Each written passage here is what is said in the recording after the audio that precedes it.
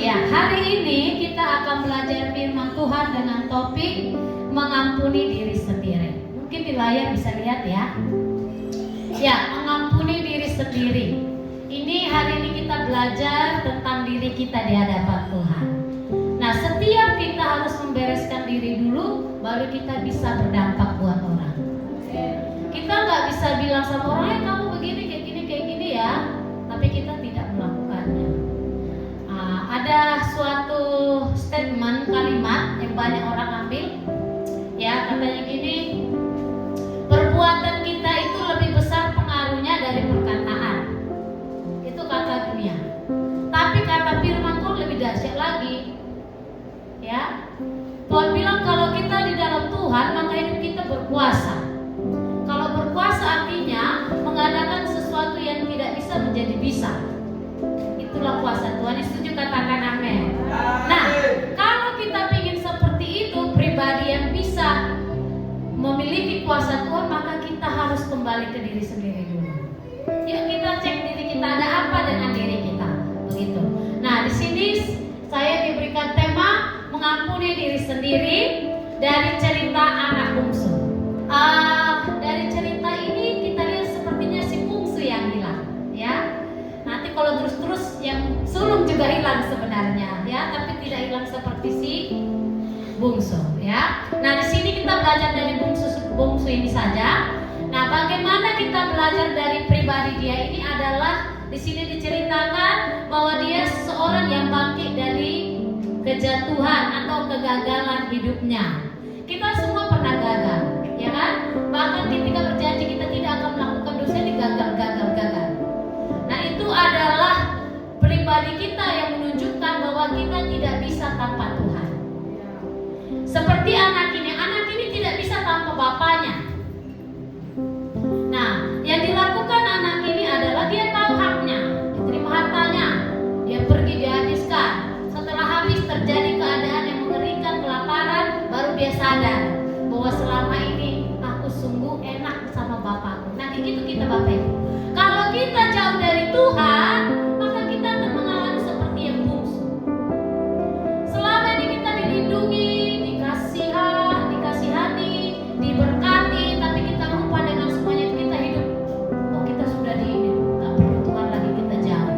Suka-suka. Akhirnya satu titik Tuhan kasih momen supaya kita sadar selama ini kamu udah jauh. Akhirnya kita kembali lagi ya Tuhan. Ini sering kita alami. Ya. Nah, supaya kita tidak begitu-begitu hidupnya, ya, tapi kita terus progres, maju. Ya, ingat Bapak Ibu, firman Tuhan berkata kita ini dijadikan Tuhan kepala bukan ekor. Ada kata dunia, oh hidup kita ini seperti roda berputar, kadang di bawah, kadang di atas. Tidak Bapak Ibu, firman Tuhan tidak begitu. Firman Tuhan bilang kamu akan kepala bukan ekor. Jadi kita jangan pakai kata dunia untuk kita menerima keadaan, tapi pakai firman Tuhan untuk mengubah konsep berpikir dunia. Ya, jadi banyak kata-kata yang selama ini kita dengar, kadang kita dibawa, iya itu keadaan, tapi kita tidak dibawa rendah. Amin. Firman itu menjamin kita. Nah, dari sini yuk kita belajar dari kehidupan si bungsu. Ya, bagaimana dia menyadari kesalahannya ketika jauh dari bapaknya. Ya kan? Bagaimana kita sebagai anak Tuhan yang dari awal penciptaan dikatakan kamu adalah gambar dan rupa Allah. Kalau kita ngerti kata-kata ini Bapak Ibu, kita itu sebenarnya seperti Allah, kita sifatnya baik, penyayang, kasih, tapi tidak kenyataannya. Kita seperti anak bungsu lari dari situ. Nah, supaya kita kembali seperti Tuhan mau, yuk kita belajar bagaimana kita bisa menerima diri sendiri dan mengalami pengampunan dari Tuhan. Seperti si bungsu. Nah, bungsu ini menceritakan kita dalam perjalanan hidup. Ya, kita sering jatuh dalam banyak hal. Seperti saya juga, ya. Saya juga sampai gini khotbahnya ini persis ke saya. Ya, karena saya banyak dalam hal ini mengampuni diri sendiri dalam segala hal. Dalam hal pacaran, dalam hal melayani, dalam hal kerja, dalam hal berteman dengan orang, dalam hal impian target itu banyak. Jadi saya bilang sama Tuhan, ngapain saya push diri saya? Saya harus ikuti apa yang Tuhan mau. Nah itu menerima.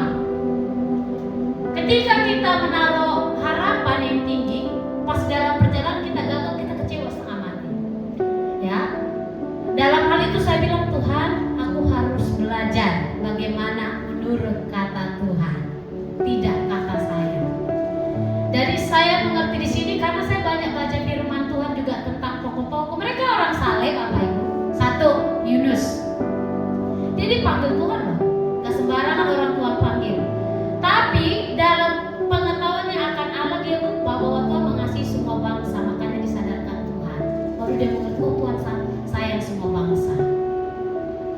Nah, kita juga begitu, dalam pengiringan sama Tuhan ada hal-hal yang dikikis oleh Tuhan dalam diri kita. Yuk, ini perlu mengampuni diri sendiri. Bagaimana caranya? Yang pertama, menyadari kesalahan.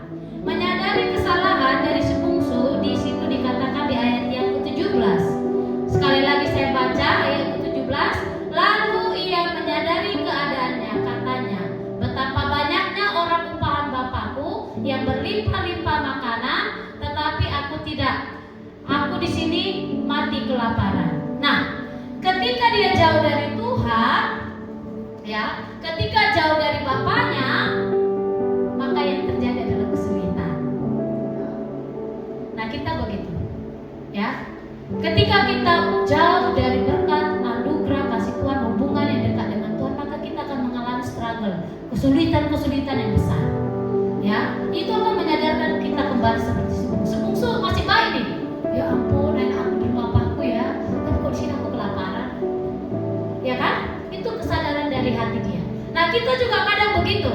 Ya ampun, kemarin seandainya aku bilang ya sama Tuhan, tidak begini-begini, pasti aku udah cepat.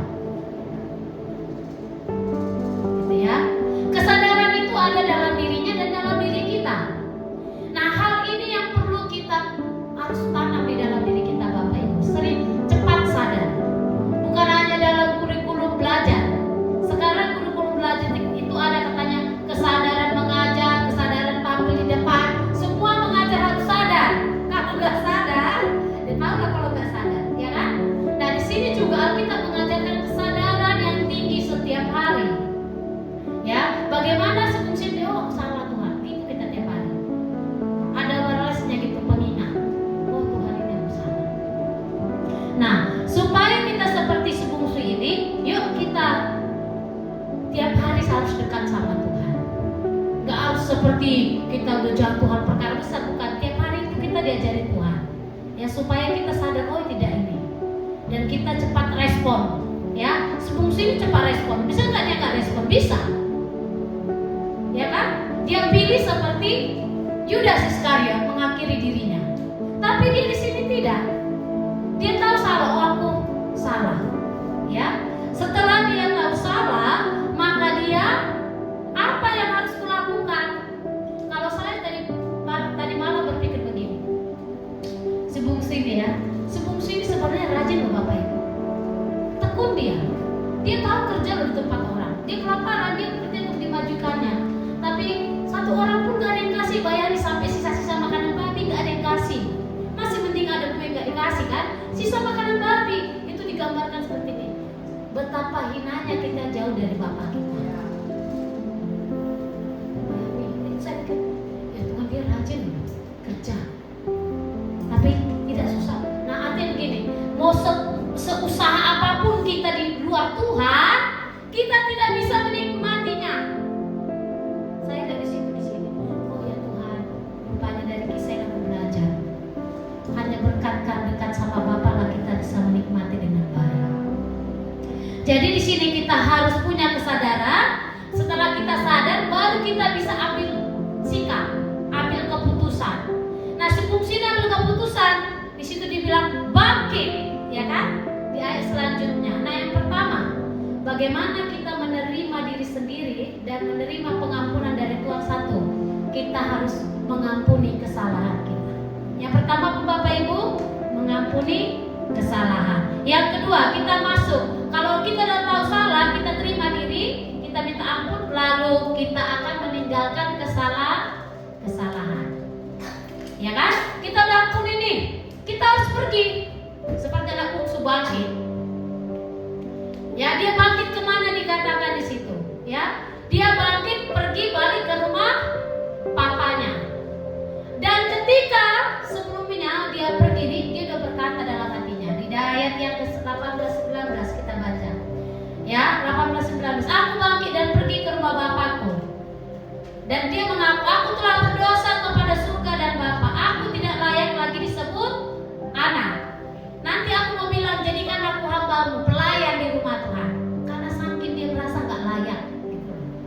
Ya, itu pikiran dia. Itu pikiran dia. Ayat yang ke-20 dikatakan situ dia bangkit, ya. Dia bangkit, ayat 20. Maka bangkitlah ia dan pergi kepada bapaknya. Jadi dalam niatnya itu baik. Ya, dalam kesalahan dia itu sadar, niatnya aku harus balik, terserah. Mau jadi pelayan aku di rumah bapak, yang penting aku balik. Karena aku tahu dalam rumah bapak pula aku aman. Nah, itu respon kita begitu Bapak Ibu. Kalau ada kesalahan dalam diri kita, kita sadar, yuk kita datang sama Tuhan, aku sama Tuhan. Saya sering kok begitu. Tuhan udah coba melawan ini gagal. Jujur, saya begitu Bapak Ibu. Tuhan, aku udah janjikan kemarin komitmen begini. Tuhan, maaf aku gagal. Tapi aku ingin mau lagi Tuhan, tapi kekuatanku terbatas. Aku sering begitu Bapak Ibu, saya sering. Ya, sampai di satu titik begini. Karena saya sering begitu, saya bilang, Tuhan, manusia memang seperti firman itu katakan. Apa yang dibilang ya? Tubuh kita itu lemah, keinginan daging tinggi. Tapi keinginan roh kuat, begitu ya. Saya, Tuhan, aku berserah aja ya Tuhan, niatku baik. Tapi selalu gagal. Tapi aku percaya kalau niatku tulus di hadapan Tuhan, maka Tuhan tolong saya. Akhirnya lolos, berhasil. Nah gitu. Jadi hal-hal sepele tapi itu sangat membawa kita untuk mengandalkan Tuhan. Amin. Seperti anak bungsu ini, dia meninggalkan. Yuk, saya juga belajar meninggalkan. Apa yang kita harus tinggalkan? Kesalahan kita. Nah, Bapak Ibu tahu di mana kesalahannya, kelemahannya tahu di mana. Jangan kita tinggal, ya, tapi menjauh seperti Yusuf. Ya, udah tahu itu kekurangan kita, di kelemahan kita, sedikit pun kita di situ jadi lama, ya kan? Nah, kalau kita udah tahu, ayo menjauh seperti Yusuf. Menjauh itu artinya dia nggak tetap, nggak tinggal, tapi dia pergi keluar. Nah, kita juga begitu. Kalau meninggalkan berarti ada tindakan kita pergi dari situ. Ya kan, Ibu Edi sering bilang jangan coba-coba bermain dengan dosa, ya. Udah tahu dia mengikat enak gitu ya, coba terus habislah kita. Kita nggak tahu dosa itu menjauhkan kita dari Tuhan. Sebenarnya Tuhan mau bicara, tapi karena dosa kita jadi buat dia nggak bisa. Itu loh kalau saya pahami. Nah, saya bilang Tuhan, tolonglah aku manusia yang berdosa ini. Ya, tiap hari niatnya baik tapi yang jahat yang keluar, kan begitu. Paulus juga bilang begitu, gitu kan? Nah, makanya kita harus dekat sama Tuhan. Hanya Tuhan yang bisa munculkan yang baik. Ya, makanya dari sini kita belajar, yuk kita tinggalkan kesalahan kita. Ya, jangan di situ. Saya baca satu dari dari Instagram gitu. Ini buat di survei. Jangan kasih sama anak-anak main HP karena demi orang tua tidak mau diganggu. Dan ada di situ udah survei dikasih tahu, HP itu bukan solusi untuk menenteramkan anak. Justru HP itu akan memunculkan berbagai emosi yang tidak terkontrol, tidak terkuasai oleh dirinya. Mau itu anak-anak dan orang dewasa. Sampai dia berkata dalam diri, dia bilang begini, lebih baik kita kasih waktu buat diri kita hanya 1 jam 2 jam cukup. Selebihnya gunakan waktu membaca buku, kalau enggak yang lain-lain yang berguna. Gitu. Nah, saya baca itu terus saya bilang begini, saya coba tidur dekat HP ya. Biasanya kan tidur dekat HP kan? Ini saya coba, biasanya saya nggak mau, saya taruh jam. Saya coba dekat HP, saya taruh. Pagi-paginya tuh ya ampun, saya nggak nyaman, kayak berat di kepala, padahal nggak main HP. Itu udah saya menyadari bahwa itu sangat terkonek dengan, ya, apa dibilangnya di dalam handphone itu?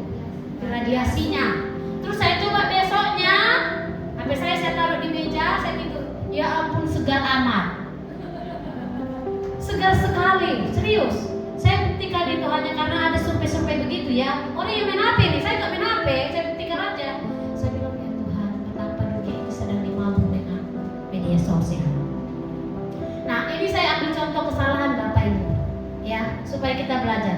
Karena media sosial lah di Nepal, kepala negaranya sampai dikeroyok, istrinya mati. Hanya karena dimatikan media sosial sebentar, ngamuk. Itu contoh loh Bapak Ibu, media sosial bisa kuasai keadaan. Ya, saya sampai bilang ya Tuhan, karena media sosial, padahal yang dipakai sebenarnya untuk menyebarkan Injil yang gak terjangkau di daerah-daerah. Oke, itu yang pertama. Yang kedua, saya belajar juga dari yang terkenal Charlie Kirk. Mungkin Bapak Ibu udah baca beritanya.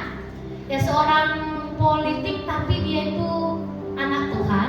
Mungkin dia memang kontroversial ya, berani gitu nantang orang, banyak pandangan yang salah juga terhadap dia karena dia berani. Bukan dia, tapi banyak pemahaman yang salah terhadap dia. Nah, di sini saya melihat, saya ada satu yang saya ambil. Dia gunakan platform, yaitu mau Instagram, mau apa kayak yang ada pada dia itu nyebarkan Injil. Dia berani berkata, Yesuslah jalan kebenaran dan hidup. Yesus mati supaya kamu hidup. Saya bilang luar biasa ini orang. Ya. Nah, makanya dari sini ini yang kita gunakan. Kalau dia bisa gunakan ini menjadi untuk menyampaikan firman Tuhan, yuk kita juga jangan gunakan media sosial itu untuk buat kesalahan. Ya. Berarti kita belajar karena lewat kesalahan inilah kita lihat bangsa kita kemarin. Padahal itu video-video diedit jauh-jauh. Sekarang disampaikan karena momennya begitu, jadi masyarakat akan, ya, masyarakat kita kurang mempelajari semuanya, jadilah begini. Yuk kita cerdas sekarang. Yuk kita kesalahan-kesalahan yang ada kita tinggalkan. Bijaklah kita menggunakan media sosial Bapak Ibu. Kalau kita lagi nggak enak emosinya, gak usah keluarkan di mana, keluarkan di buku saja, tulis. Gak usah di status-status ya Bapak Ibu. Saya ingatkan ini ya, supaya kesalahan-kesalahan yang dulu-dulu kita tidak ulang. Ya, kita belajar dari bungsu ini. Amin. Yuk kita pergunakan segalanya untuk meninggalkan kesalahan yang lama, yaitu kebenaran firman Tuhan segalanya. Ya. Nah, dari bungsu inilah kita belajar kesalahan itu harus ditinggalkan. Jangan dibawa tidak ada gunanya. Ya. Yang udah berkeluarga lebih tahu istrinya bagaimana ya, bagaimana meresponi kalau ada kesalahan. Yuk, jangan dipertahankan. Aku kan begini. Dari sono udah begini, tidak bisa. Ikut Tuhan tidak boleh begitu. Ya, harus seperti anak bungsu ini. Sadar, tinggalkan kesalahan, baru dia menerima pengampunan. Yuk, yang ketiga, ya, setelah dia sadar kesalahannya, kemudian dia meninggalkan kesalahannya, baru dia mendapat pengampunan. Jadi Bapak Ibu, ada respon kita dulu, bukan langsung kita diampuni. Ya, ketika Yesus mati untuk semua orang nih. Tapi yang dibilang ini, orang yang percaya kepadanya diselamatkan. Ada respon kita dulu Bapak Ibu, kita yang datang percaya. Kalau dia mati buat kita, baru kita diselamatkan. Ada respon kita, perbuatan kita dulu untuk melihat Tuhan. Ya, makanya Tuhan kita itu luar biasa. Ya, dia itu Allah yang sangat luar biasa. Sesalah-salahnya kita, dia selalu terbuka untuk menerima kita. Yang percaya katakan amin. Nah, di sini dikatakan mendapat pengampunan. Ya, di ayat 20, ketika dia pergi, ya, dikatakan situ dari jauh papanya sudah melihat, ya, maka papanya itu tergeraklah belas kasihnya. Siapa sih yang gak kasihan sama anaknya, mau sejahat apapun dia terima? Begitulah pencipta kita Bapak Ibu. Sesalah-salah kita, sesering-seringnya dan kita dalam dosa, tapi ketika kita datang ngaku dan kita berjuang terus ngaku terus mau berubah, Tuhan juga terima kita. Tapi jangan permainkan kasih karunia-Nya. Ya, nggak selamanya kita harus seperti itu. Ya, harus berubah. Ya, jadi mari kita semua, kita yang mendapat pengampunan dari Tuhan, jangan kita jatuh lagi di situ. Bagaimana supaya mendapatkan pengampunan? Tadi kita harus meninggalkan kesalahan, kita berlari kepada Bapa, dan Bapa respon kita dengan dipeluk. Siap itu bukan hanya dipeluk, yang dilakukan papanya dikasih jubah, dikasih sepatu, dikasih cincin. Itu tanda kebesaran oleh kasih Bapanya. Ya, nah kita juga di sini. Ayo kita berani meninggalkan kesalahan karena Tuhan telah mati buat kita. Ya, Dia telah mengampuni kita. Yuk belajar berubah setiap hari. Bukan dengan kekuatan kita, tapi dengan kekuatan Allah kita. Saya udah bilang berapa kali, saya mau sejatuh-jatuhnya saya bilang sama Tuhan, dosa saya ini Tuhan terbuka di matamu, tidak tersembunyi.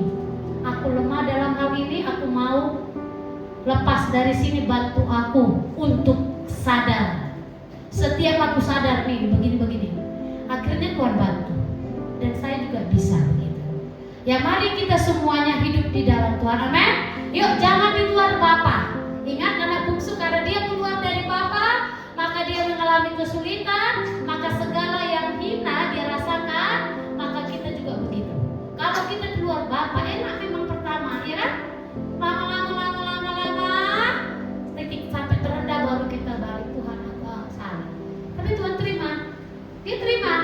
Kita berjuang nih, ketika balik lagi berjuang, jangan jatuh lagi balik situ, balik lagi. Dan itu namanya kita tidak mau bertobat. Ya, jadi di sini kita diajarkan, yuk sejahat-jahatnya kita, apapun posisi hidup kita yang tidak berkenan, yuk kita tinggalkan. Terima pengampunan Tuhan, maka kita akan menikmati berkat Tuhan. Apa aja berkat Tuhan? Jubah seperti anak bungsu. Apalagi yang kedua, diberi cincin. Yang ketiga, diberi sepatu. Sepatu itu tanda bahwa kaki kita tidak sakit berjalan. Cincin itu adalah suatu tanda kita itu dimateraikan oleh Tuhan. Jubah itu berbicara, Bapak Ibu, kita memakai Tuhan sebagai kemuliaannya. Tuhan memakai kita untuk kemuliaannya. Ya, jadi dari firman Tuhan hari ini, yuk kita belajar seperti anak bungsu yang penuh kesadaran, meninggalkan kesalahannya, mendapat pengampunan. Mari kita belajar giat tiap hari untuk berkenan di mata Tuhan. Yang setuju katakan amin.